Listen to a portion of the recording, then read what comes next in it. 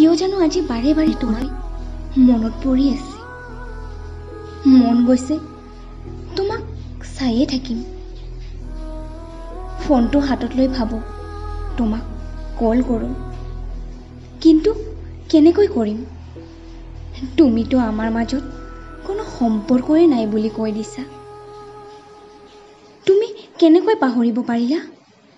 মই দেখোন আজিও তোমাক পাহৰিব পৰা নাই। তোমাৰ কথা মনত পৰিলে চকুজুৰি বৈ আহে। এটা কথা সদায় মনত ৰাখিবা, হানক বুজাব সহজ, কিন্তু কেতিয়াবা নিজকে বুজাবলৈ বৰ টান হৈ পৰে। ক'বলৈ সহজ, কিন্তু তুমি মোৰ নহয় বুলি মানি ল'বলৈ মোৰ বাবে বৰ টান হৈ পৰিছে।